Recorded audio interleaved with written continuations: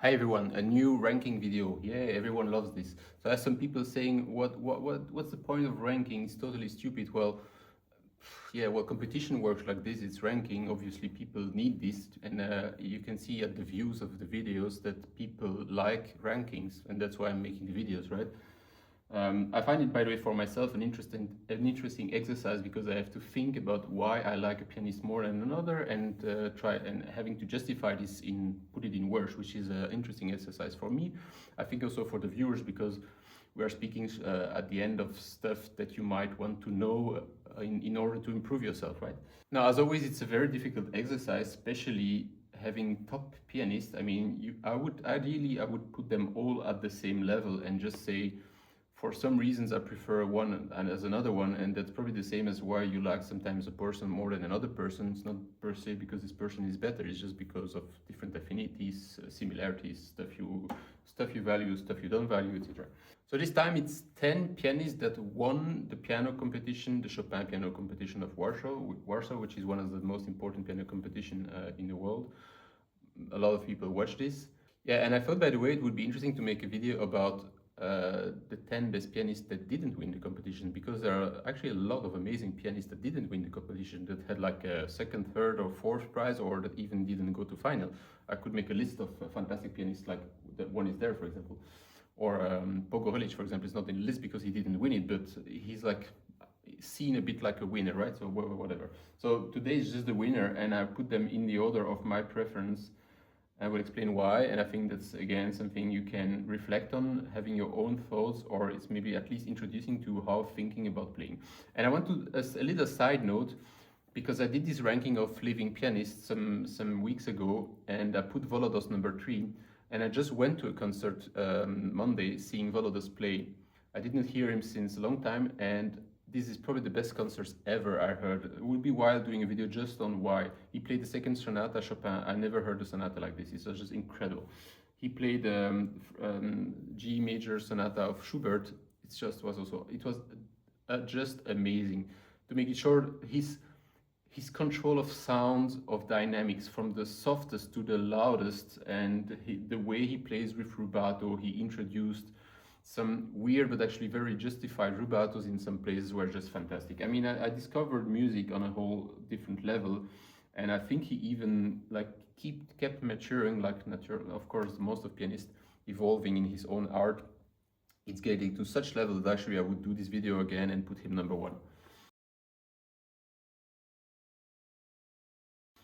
So on my list now from today, I put Zimmermann number 1. Of course, this was, I think, accepted by most of people since he was almost number 1 in my other list. He won the Chopin competition a long time ago, and I try to find always videos of when they played at the Chopin competition or just after.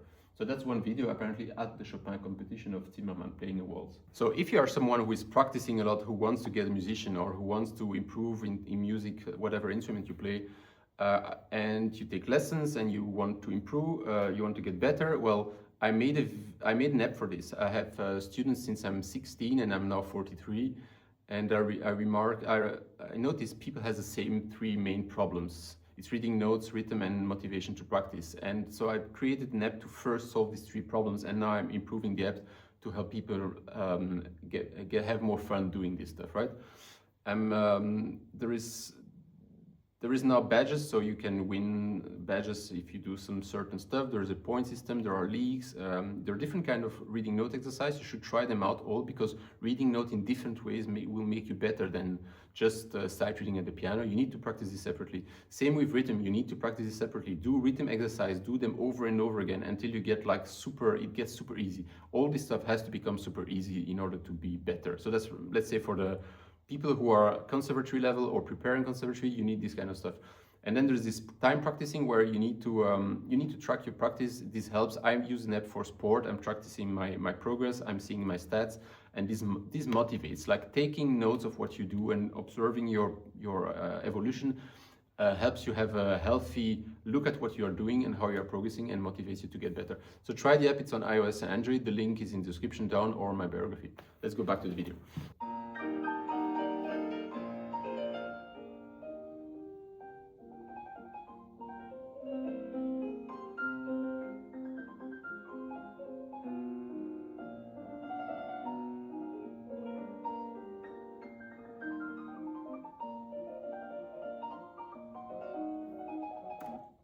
So Zimmerman was, I think he won for obvious reasons. He's a very interesting artist, and I think that's a bigger value than being a very good pianist. And I mean with this, like having a lot of ideas, having a lot of personality, like of course having this level of perfection you need to play this kind of stuff, right? Although like he was, I watched once a commentary on his competition, and the commentary said like although some minor technical flaws, he won because of his huge personality or something like this. So they were showing that they valued personality over technique or perfection. And I heard a lot of unofficial recordings of Zimmerman playing in these early years. And by the way, he also officially deleted some recordings he made in the early years because he thought it was not good for some reasons. I don't know which reasons, because I found them very interesting. But he's evolving his art also. He probably was not happy with stuff he did before that he changed when he did later. That's probably the reason. But you can hear when he was young, he was all fire, and he had this like incredible precision that I always like. This very intense way of articulating things that I also like a lot, and that apparently most of people like, because that's why he won. Has this freshness when he's young. He was also very young. He was probably, I think, the youngest winner ever at his time. After him, I think Untitled was the youngest winner. Maybe there's some new one. So for his age and his way of playing, I think it's totally justified. He won, and also I think you can judge a pianist by how he played at a certain time, but you also can judge a pianist like how his career evolved over the years. Some disappears after competitions.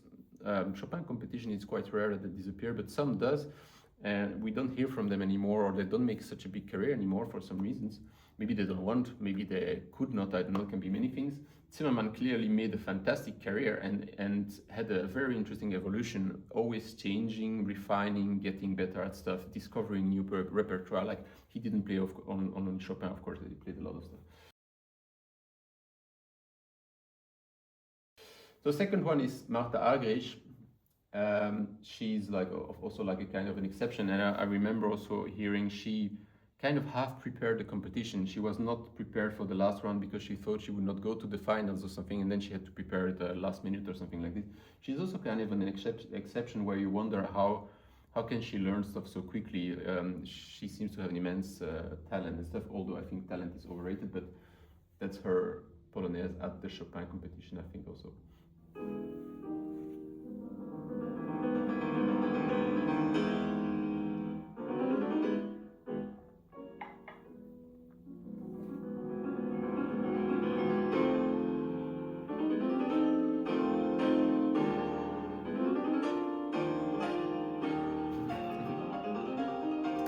So like we just heard her octave like with very, very easy, very direct. She's there. Well, she actually, Martha Argerich is probably one that I would not say she didn't evolve, but she played the same way now that she plays when she was 20. And this can be good or bad, but I mean, you could say, oh, she didn't evolve, she didn't mature. Of course, probably she did, but like it's minor stuff we don't really hear. But then it's another fantastic stuff. She's 85 now, and she still plays with the same freshness, with the same spontaneity, and like the same fire and energy and everything than when she was 20. If you would hear her play now, it would probably be very similar to this. And yeah, but what I just like a lot in what I was hearing there is, again, it's her directness. She doesn't really compromise a lot, which I'm saying a lot in videos, I think, and I'm not a fan of compromising. I think having a direct access to the music, or you can exaggerate stuff, but I'm always afraid of sacrificing music for technical reasons or for difficult reasons, right? That's something she's for sure not doing. And one of the main strengths of Argerich is everything seems just like it should be. It's natural, it's spontaneous, it's just like breathing music. You don't think about how she's playing. She's just playing, and you follow, you listen, which is a great quality. The number 3 is Untitled. So by the way, you notice I do the list now opposite. I go from number 1 to number 10. Number 1 being the best in my opinion, number 10 being the one I prefer least. So number 3 is Untitled, and I'm a huge fan of Untitled. I always was. I'm a bit sad he disappeared from the scene because of some scandal, but whatever. I think that's always sad when people has to experience this, and I don't see why this stuff happens, but that's how the world works. Maybe he was a tiny bit arrogant at some point for stuff he said or the way he behaved, I think, but still, like, I remember listening to all his CD coming out at Deutsche Grammophon, and it was just like, again, like fantastic. And the three first one have the same quality of this incredible strength and precision they have when they play, which compared with Volodas, I would say they don't have this magical way, or Horowitz has this too, right? I would put Horowitz and Volodas in one place and the three first one here in another place. Maybe Zimmermann be a little bit different, maybe Argerich and Yundili be a bit more similar. Horowitz and Volodas are these magicians of sound that creates atmospheres that take you away, that fascinates you, maybe Sokolov also, that fascinates you, where you wonder how they create these sounds all the time. You are surprised every phrase, every note is like special, and like it's captivating to listen to them. And Zimmermann had this way of captivating too, but not this magical sound and creating atmospheres like they have. And then Argerich and Yundili are a bit this like super precise pianists, like even like supernatural precision, where you wonder how it can be so sharp and right, the right way to play stuff, right? And of Yundili and Argerich, of course, have this incredible virtuosity that's also like a fascinating element when you hear them play stuff no one else can do at such a high precision and speed, which is not a goal in itself, but can also be impressive when you hear it, right?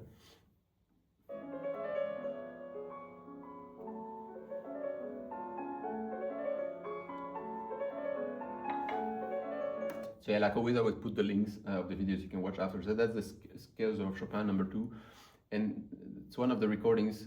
I would say one of the recordings I prefer of the scales of Chopin, which are very difficult pieces, is Yundili. And I'm thinking of another one, but there are not so many actually. Samson François, for totally other reasons, like very improvised, very free, very out of the box. Yundili is more like exactly how you have to do it, but he does it a level higher than everyone.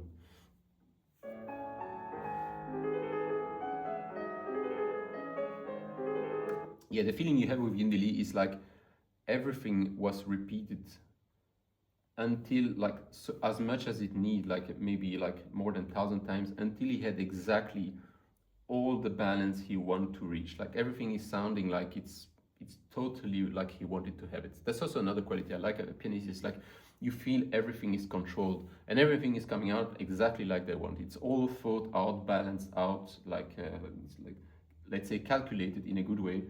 Some other pianists are more like improvisers. You feel everything is just coming out spontaneously, like Berezovsky maybe, or Argerich. It's more like improvising, just coming out today like this, and tomorrow it might be a total different way. Yundili sounds more like super precise, balanced, like a hard worker that does his job to the end.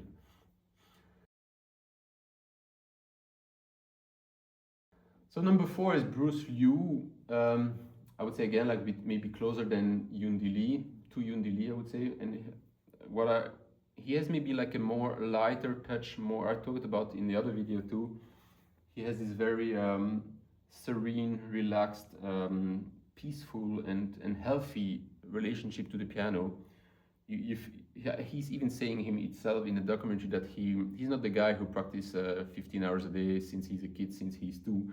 He was more like doing sport and doing other stuff, but of course practicing the amount he needs. And I think this healthy way of approaching music gives he a very authentic and I will use the word fresh approach to music. You feel it's breathing, it's like natural, it's pleasant to listen. There is no like feeling of hard work behind, which is a nice feeling to listen.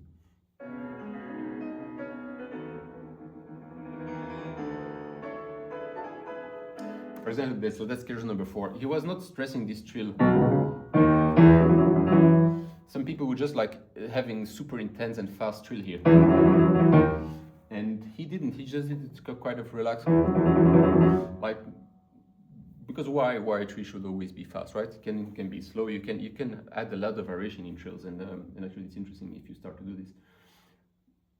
So it's another kind of balance. He does stuff intense and fast when he needs. He takes some more relaxing tempos on other places where he needs. He's one that cares a lot about clean sound, I would say. Like the pedals. He has a very nice pedal work also, by the way. I think, maybe not my, but it is also a good example of something I admire, but that I do myself or that I prefer other ways. Like for example, compare with Volodos in his concert I heard one day. There were places where I was so shocked how much pedal he was using. He was doing like some I don't know, let's say a chord, and then he was keeping notes on top of this chord with the pedal staying very long mixing. But the way he was balancing everything, the sound, how strong or soft he played stuff, was totally working, was fine. And like in his last movement of the Chopin Sonata, he kind of blurred everything. It was like almost impossible to hear any distinctive note. And then he was like making some notes coming out, like making a new melody appear, right? Which is totally unconventional. And I love this kind of way of playing. And I would say Bruce Liu is the total opposite. He's a very pure use of the pedal, almost no pedal, or almost on every note he used the pedal with a very precise dosage with this, of course, half pedal, quarter pedal, like you know what I mean. People know this kind of technique, right?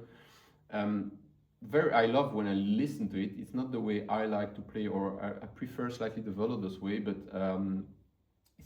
well, when it's done very well, like he does it, it's sounding just incredible.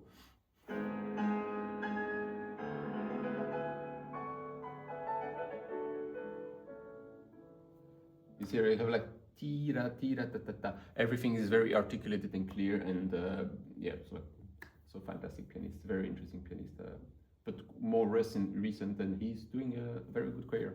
So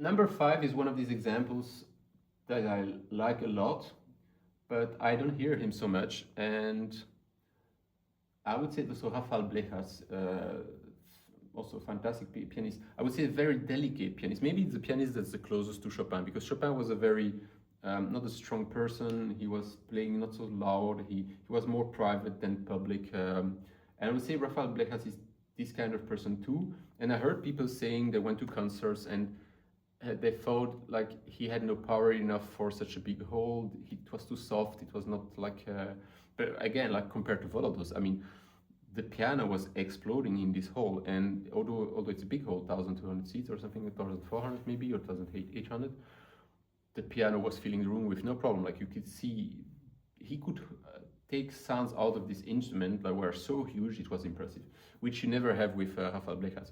But you have this other side of Rafael Blejas, maybe again close to Chopin, this very subtle, delicate precision, very,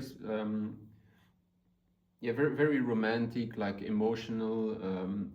He has also a little bit like Bruce Liu, this ultra precision with the pedal, or the way he's separating stuff to make everything clear. He doesn't like to blur stuff so much. Let's listen to that's at the competition too.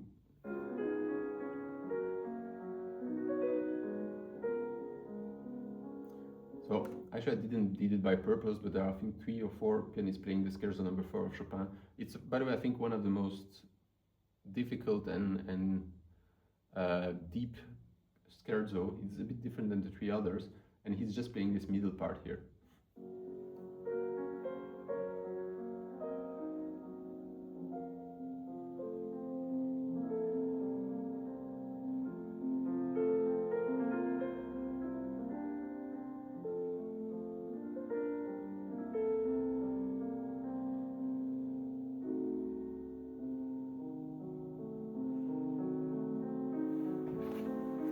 So what I discovered from him and I liked the most was his Chopin Prelude recording, where I did actually a critic on this recording at that time, because I was writing for a journal, and this was my favorite CD of the year. Again, for this like incredible clarity, this fresh way of playing. He could bring, again, like with small differences, he could bring a new version of the preludes, because there's so many. And another stuff I just noticed there by listening, you have to listen of course to this pianist again a lot. You know, sometimes pianists just do like to the last sound coming a bit later at some climax of a crescendo or a phrase. And some pianists decide not to do this. They do the climax, but they just keep notes together, which he mostly tries to do, which is a way of putting stuff again without exaggeration. It's like this kind of attitude people have towards the composer. They want to respect the composer. They don't want to add too many layers or interpretation from their own personality or stuff. They want to keep the music as clean and as authentic as possible. And I think that's the approach he has, which is an approach I like too. Again, it's maybe not my favorite approach, but it's one that I respect and like a lot. And when it's done very well, it's really fantastic. And that's what I just noticed when he was playing. So 6 is Seon Jin Cho, and people were a bit scandalized that I didn't put him in the list of 11 best living pianists. And actually I would, but my approach, and maybe another day I would have another approach, but this time I had this approach of trying to have a global vision of the pianist, and I explained that what I prefer in pianists mostly is like a strong personality or something coming out interesting. And I would put him more into the pianist that does stuff like it should be, better than anyone, of course, but like Paulini, they play the stuff like you should play it, and there is no like huge personality or interpretation, or like they don't bring really new versions of stuff, or they play like everyone. It's unfortunately maybe this little negative side of competition, like they are all playing the same way, perfect, but all the same way, right? And that's a bit maybe slightly boring. But I listened to a lot of recordings of his, and I listened to his Etude number 10 of Liszt, fantastic. I listened to his Ravel recordings, amazing, at Carnegie Hall. But it's always like, for me, it's always like, oh yeah, fantastic, amazing, but I don't know much what else to say. Like I find it just like how it should be. And I'm happy to listen, of course, and I could listen for hours. Like here is his first Chopin Etude in the competition.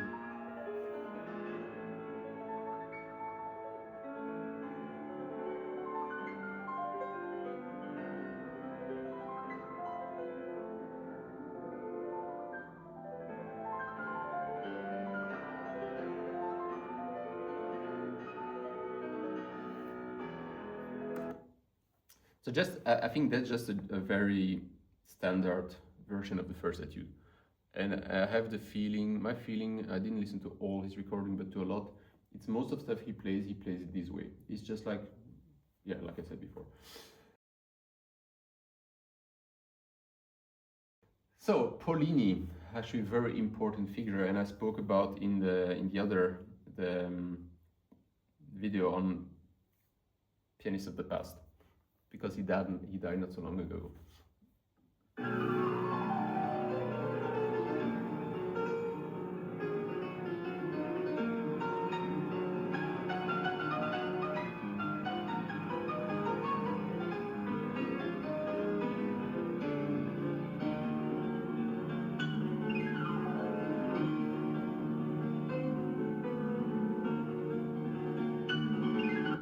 Yeah, again, so some people said why I speak too much, not enough music. Well, it's for copyright reason. If I put too long version, there is copyright strike, so I can't do this. So that's what maybe that's one moment in Paulini's career that I like the most. It's his very beginning, where he was still like a bit, I say this fiery, like sometimes I'm lacking a bit vocabulary in English because it's not my mother language, sorry. And so he's this very like intense, fiery way of playing when he was younger that I think he lost a bit when he was older in recordings, because I heard him once live and I could find this again. So I think Paulini, you had two Paulini. This is the Paulini of the recordings and Paulini of the concerts. Of course, most of musicians are like this. Follow those two. When you hear his recordings and you hear him live, it's mostly different stuff. And they're a bit more careful on recordings than live, where they experiment maybe sometimes a bit more or let go a bit more. That's fine, but I'm not really fond of Paulini's recordings. They're, like I said in the other video, they are reference recordings because it's all like you should play it. But again, I don't find anything that's touching me or that I find emotionally interesting or any interesting ideas or stuff like this. And they're actually not really, but his attitude is slightly different, which I prefer a bit more. So that's maybe why he's so low on the list, and maybe some people will scream and say he must be in the top 3. Yeah. Eric Lou, that's the last one who won the competition, so he's quite low on the list, but it's probably also because there's not much I heard from him until now. I listened actually to his competition when he played, and maybe I preferred some other pianist, or actually I could understand why he won, because I think it's because of his a bit more like Rafael Blechert, his fine, sensitive personality, fine touch. But then there was like some places where I thought like this doesn't sound so great. And again, I think that's allowed, but that's stuff I don't have with other pianists. They're like for sure in Zimmermann, when I'm Zimmermann player, I never think this doesn't sound so great. And Volo does the same. I never have this feeling, oh, this is maybe slightly like. So I had this sometimes with Eric Lou, but again, such a high level. Who am I to talk about this, right? It's just for the purpose of the video and because I know people like ranking. Otherwise, I would not dare even speaking about this fantastic pianist. But I'm trying for the video's sake, right? So yeah, well, let's listen. So he's playing.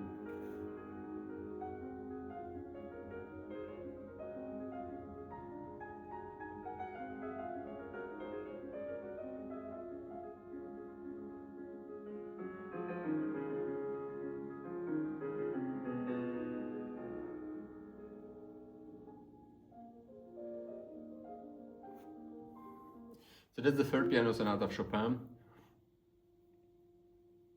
And to be honest, I must say, just listening to this, I was a bit bored. I was thinking about something else, and maybe that's why he's so low on the list. But I remember listening to his whole performance, and I really liked it. But that's it, right? So like I was like, yeah, I really like it, but yeah, that's it.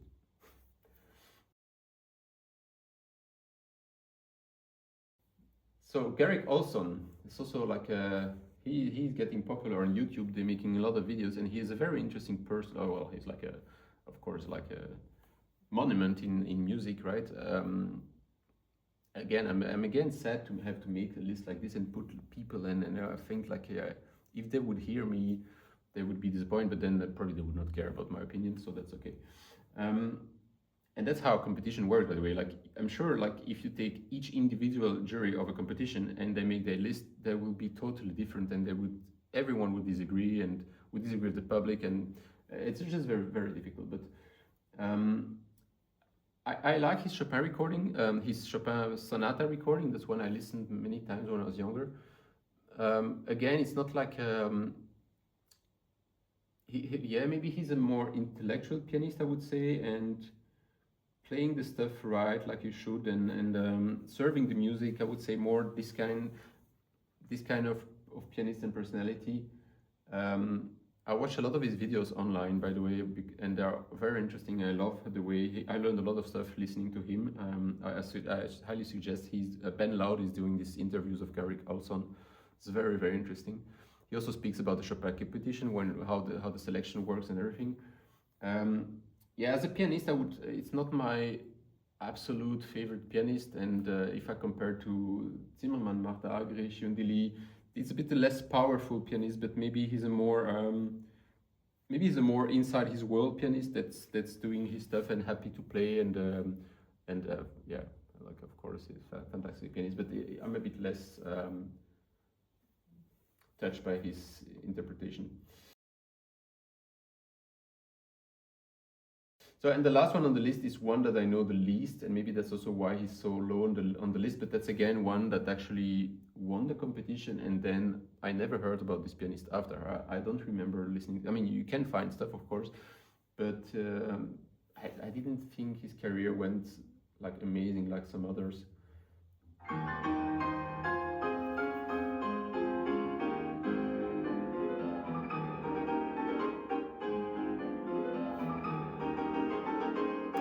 I think, by the way, he's winning the competition, or yeah, I think when he won the competition, it was a bit controversial.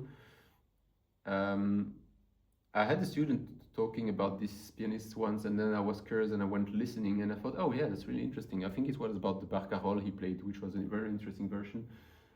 But other stuff that I heard from him, and I didn't hear so much to be honest. Yeah, I found just average, nothing really special. Apparently, he made a great career in Japan, and that's always also a bit suspicious when you make a great career just in one country. There might be other reasons than just how you play. Um, yeah, I mean, again, like I always feel like I have to justify, I have to tell, and I know people will react on this, and I always have to say I feel a bit bad. I don't like to put pianist in a judgment system, but again, that's how stuff works today, and that's what people like. I think also people need to have ranking because it's a way to orient themselves to what they have to have as goal, right? Because people need goals, they need examples, they need people that helps them orientate towards what they should go. And the best way to achieve, one of the best way to achieve this is to have examples and to rank them. And actually people does this unconsciously anyway. Everyone has this list. Everyone has this secret list. Let's say some people just don't talk about. And if I would listen to how people rank me, of course, sometimes I would be insulted or sad, and some would put me higher, some would put me lower, whatever. So it's okay, I think, to do this kind of stuff as long as long as it's in a respectful way and being conscious that it's just an exercise like another one, right? And it's for educational purpose, I think. So let me know what will be your ranking. I will do a video later about people who didn't win the competition, which I think would be even more interesting. Hope to see you next video.